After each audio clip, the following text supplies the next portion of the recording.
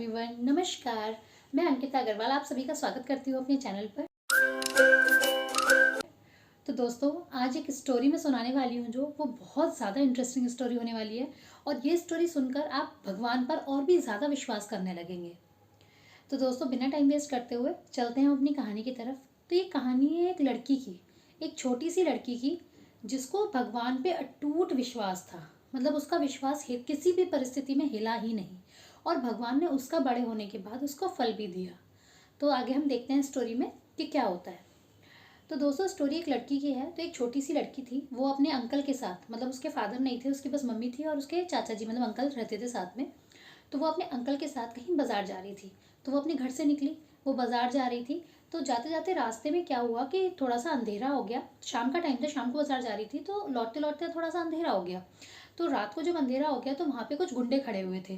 तो उन गुंडों ने देखा कि ये मतलब अंकल जो थे तो थोड़े बुजुर्ग से थे, कि ये बुजुर्ग है, मतलब बुढ़ा है और इससे छोटी सी बच्ची है, तो हमारा काम बन सकता है, तो फिर हम इनको लूट लेते हैं या फिर इनको बंदी बना के इनके घर ले चलते हैं, तो इनके घर को लूट लेते हैं। तो उन डकैतों ने या उन गुंडों ने क्या किया कि उसके चाचा जी को बोला, गन दिखाई उसके चाचा जी के कनपट्टी पे गन रखी और बोली नीचे झुक जाओ। तो वो नीचे झुक गए और जैसे ही वो नीचे झुके उनको इतना मारा, इतना मारा, इतना मारा कि वो बेहाल हो गए और लगातार चिल्ला रहे थे कि बेटा तुम भाग जाओ, बेटा तुम भाग जाओ। लेकिन वो लड़की भागती कैसे, कि मतलब उसको ये लग रहा था कि ये चाचा जी को मार रहे हैं। लेकिन फिर कुछ देर में उसको ये समझ में आया कि ये मुझे भी जान से मार देंगे, अगर चाचा जी को कुछ हो गया फिर मुझे भी जान से मार देंगे, मुझे भी नहीं छोड़ेंगे, तो मुझे भाग जाना चाहिए। तो वो एकदम से बचाओ बचाओ, मुझे छोड़ दो, मुझे छोड़ दो करके भागी। तो जैसे ही वो अपने घर की तरफ भागी, वो गुंडे उसके पीछे भागे। अब वो चाचा जी तो अधमरे से हो चुके थे, उनको इतना मार चुके थे वो लोग कि वो वहीं पे पड़े हुए थे और वो बस एक ही बात चिल्ला रहे थे कि तू भाग भाग बेटा भाग। तो वो लड़की अपने घर की तरफ भाग रही थी, वो बस एक ही बात चिल्लाई जा रही थी, मुझे छोड़ दो, मैंने कुछ नहीं किया, मुझे छोड़ दो और मुझे बचाओ बचाओ। लेकिन रात इतनी थी, इतना सुनसान एरिया था कि कोई मतलब था ही नहीं आसपास। फिर वो भागती जा रही थी, लेकिन वो क्या हुआ, छोटी सी बच्ची थी, वो गुंडे थे तीन चार, तो उन लोगों ने उसको पकड़ लिया। तो उसको मारने लगे, उसके गले पे रख दिया चाकू, बोला अपने घर लेके चल मेरे हमें, और हम मतलब अपने घर का रास्ता बता, तेरे घर में कौन कौन है, कि बस मेरी माँ है, तो अपने घर का रास्ता बता और हमें अपने घर पे लेके चल। वो लड़की बड़ी घबरा गई, बोली कि अगर मैं इसको घर लेके गई तो मेरा घर भी लूट लेंगे। तो वो लड़की ने क्या किया कि उस लड़की ने बहुत ज़ोर से, जिसने उसको पकड़ रखा था उसके हाथ पे बहुत ज़ोर से काटा और बहुत ज़ोर से काटा और चीखी बहुत तेज़। तो इतने में क्या हुआ कि जैसे ही वो चीखी तो वो एकदम से वहाँ से ना पब्लिक आ गई, मतलब इधर उधर से लोगों ने उसकी चीख सुनी। तो वो मतलब दो चार लोग अपना आ गए। तो जैसे ही वो लोग आने लगे तो वो गुंडे जो है वो भाग के झाड़ियों के पीछे छुप गए। तो उसने अपनी जैसे तैसे जान बचाई, हालांकि उसको बहुत मार चुके थे, वो अधमरी हो चुकी थी, उसको हाथ इतने टाइट पकड़े हुए थे कि उसकी कलाइयों की हड्डियां टूट गई थी। लेकिन वो लड़की लगातार बोलती रही कि नहीं, मेरे भगवान मुझे बचाएंगे, भगवान मुझे बचाएंगे, भगवान मुझे बचाएंगे। उसे भगवान पे इतना विश्वास था कि नहीं, भगवान मुझे बचाएंगे, बस भगवान मुझे कैसे भी मेरे घर पहुंचा दो, भगवान मुझे कैसे भी मेरे घर पहुंचा दो। वो रटे जा रही थी। तो वो अपने बेचारे ऐसे लटके हुए टूटे हाथ लेके अधमरी में जैसे जैसे चलते चलते भगवान का नाम लेते हुए धीरे धीरे अपने घर पहुंची, और बाहर जैसे ही पहुंची अपने घर के तो वो एकदम से गिर गई और आवाज़ लगाती माँ माँ कहते ही वो लड़की बेहोश हो गई। तो उसकी माँ एकदम भागती हुई आई, देखा तो उसकी हालत बहुत ख़राब थी। तो उसके आस पड़ोसी भी आ गए, तो उसको उठा के हॉस्पिटल लेके गए। हॉस्पिटल में एडमिट किया तो डॉक्टर ने बोला कि ये बच्ची कैसे, हम खुद नहीं समझ पा रहे, इसकी बहुत हड्डियां टूटी हुई हैं, इसके बहुत चोटें आई हुई हैं, दोनों कलाई टूटी हुई हैं, पर इस लड़की में बहुत हिम्मत है जो ये बच गई और आपके पास आई है। पर अभी भी हम कुछ कह नहीं सकते, हमें इसके कुछ ऑपरेशन करने पड़ेंगे। तो उसका 2-3 घंटे ऑपरेशन हुए उसके। तो ऑपरेशन करने के बाद डॉक्टर ने उसको खतरे से खाली बता दिया। लेकिन डॉक्टर ने ये बोला कि इसके हाथ दोनों खराब हो चुके हैं, जो हड्डी थी कलाई की वो बहुत ज़्यादा टूट चुकी हैं, तो ये हाथों से कभी काम नहीं कर पाएगी। तो दोस्तों, उसके हाथ जो है वो यहाँ से मतलब ऐसे काट दिए गए थे, मतलब कलाई से काट दिए गए थे, क्योंकि वो हाथों की हड्डी पूरी चूर चूर हो चुकी थी। उसके ऊपर उन्होंने पैर भी रखे थे, बहुत मारा भी था। तो वो बच्ची थी बहुत छोटी सी, तो बहुत ज़्यादा उसको हाथ पहुँची थी, तो वो काट दिए गए थे। तो उसके इतने इतने हाथ बचे थे।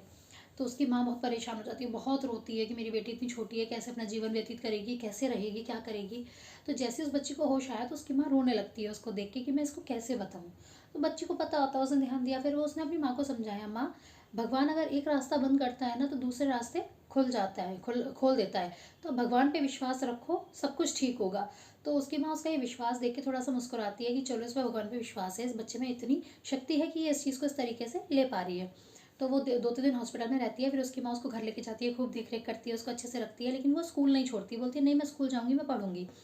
तो वो क्या है कि लिख तो सकती नहीं है, लेकिन वो पढ़ाई अपनी पूरी करती है। उसके एग्ज़ाम्स जो है वो ओरली होते हैं, सब कुछ अपना मतलब हमारे कंट्री में सब कुछ पॉसिबल है। तो फिर सब कुछ करके वो एक दिन क्या होता है कि उसने 10th पास करती है, धीरे धीरे बड़ी होती जाती है। माँ भी उसकी थोड़ा सा दुख कम हो जाता है कि भाई उसको रोज़ भगवान की पूजा करती है बैठ के। उसने भगवान पे से विश्वास नहीं खोया, उसकी माँ का विश्वास डगमगाया था कि भगवान ये क्या कर दिया मेरी बेटी के साथ, लेकिन उस बच्ची का, छोटी सी बच्ची का विश्वास बिल्कुल नहीं डगमगाया।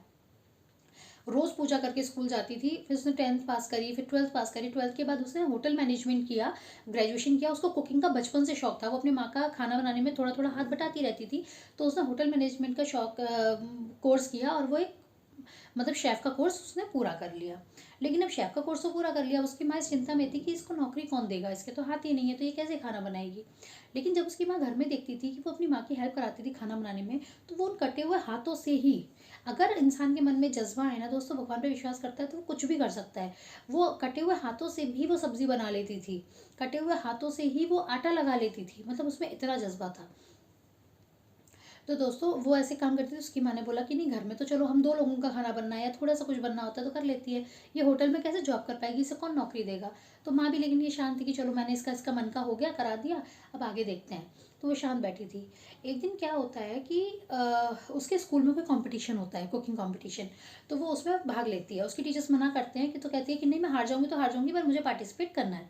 तो वो पार्टिसिपेट करती है अपने कॉलेज में, होटल मैनेजमेंट कॉलेज में पार्टिसिपेट करती है। और दोस्तों आप विश्वास करेंगे कि वो फर्स्ट आती है।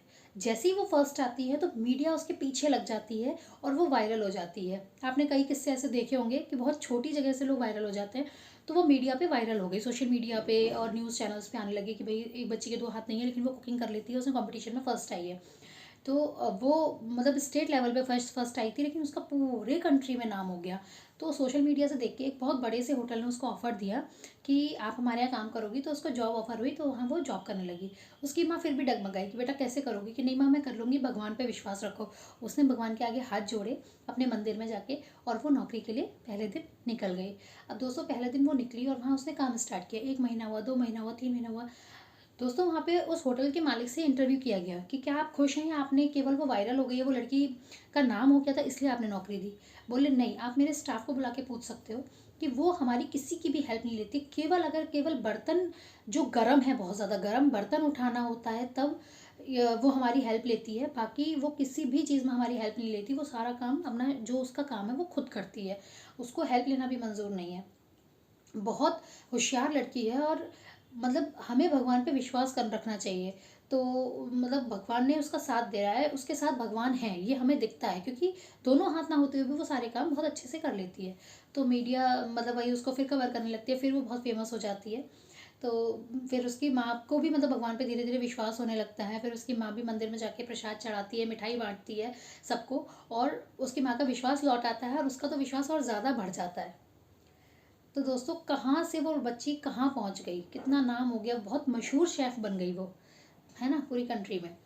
तो बस दोस्तों इस कहानी के ज़रिए मैं आपको ये बताना चाहती थी कि अप्स एंड डाउन्स आते हैं हमारी लाइफ में, सुख और दुख दोनों आते हैं। कई बार दुख थोड़ा लंबे समय चलता है, लेकिन इसका मतलब ये नहीं है कि हम भगवान पे से विश्वास तोड़ दें। भगवान ने अगर हमें दुख दिए हैं तो वो सुख भी देगा, है ना। हर हर चीज़ के दरवाजे खोले रखता है। जो चीज़ चल रही है, अब जो चीज़ हमारे संग हो रही है, अगर गलत भी हो रही है ना, शायद किसी अच्छे की वजह से हो रही है। हो सकता है वो नॉर्मल लड़की रहती, वो नॉर्मल होती, नॉर्मल कंपटीशन में पार्टिसिपेट करती, तो वो नहीं फर्स्ट आती, है ना। या वो क्या नाम है, मीडिया उसको क्यों इतना आगे बढ़ाती, और वो इतनी बड़ी शेफ़ नहीं बन पाती। लेकिन इस जो उस समय उसके संग घट रहा था, जो हो रहा था, वो बहुत दुखदाई था। उसकी माँ बहुत दुखी थी, उसकी माँ का विश्वास टूट गया था। लेकिन उस बच्ची ने भगवान पे से विश्वास नहीं खोया, उसका विश्वास अटूट था, नहीं भगवान ने अगर मेरे संग इतना गलत किया है तो वो कुछ अच्छा भी करेंगे। और दोस्तों इसी विश्वास का उसको ये क्या कहना चाहिए, ये प्रसाद मिला भगवान की तरफ से कि उसका इतना नाम हो गया पूरी दुनिया में कि कोई सोच भी नहीं सकता था। तो बस दोस्तों आज की कहानी से बस यही बताना चाहती थी कि कितने भी दुख आए, कितने भी कष्ट आए, भगवान पे से विश्वास मत तोड़ना, उस पर विश्वास बनाए रखिएगा। वो अगर दुख देता है तो सुख ज़रूर देता है। एक कहावत आपने सुनी होगी, भगवान के घर देर है पर अंधेर नहीं। तो दोस्तों बस ये कहानी मेरी इतनी सी थी। अगर आपको मेरी कहानी अच्छी लगी हो तो प्लीज़ वीडियो को लाइक कर दीजिएगा, और मेरे चैनल को सब्सक्राइब कर लीजिएगा। मेरे वीडियो को ज़्यादा से ज़्यादा शेयर करिएगा ताकि ये स्टोरी और लोगों तक पहुंच सके और लोग सुने इसको। और जो शायद थोड़े से हताश महसूस कर रहे हैं या भगवान पे से इनका विश्वास उठ गया है, इस स्टोरी को सुन के उनको थोड़ा मोटिवेशन मिले और उनका भगवान पे से विश्वास ना उठे या फिर भगवान पे वो उनका विश्वास वापस आ जाए। तो बस आज के लिए आज की वीडियो में इतना ही। अपना कीमती वक्त मुझे देने के लिए आप लोगों का बहुत बहुत धन्यवाद। तो आगे मिलते हैं अगली वीडियो में अगली स्टोरी के साथ। तब तक के लिए गुड बाय।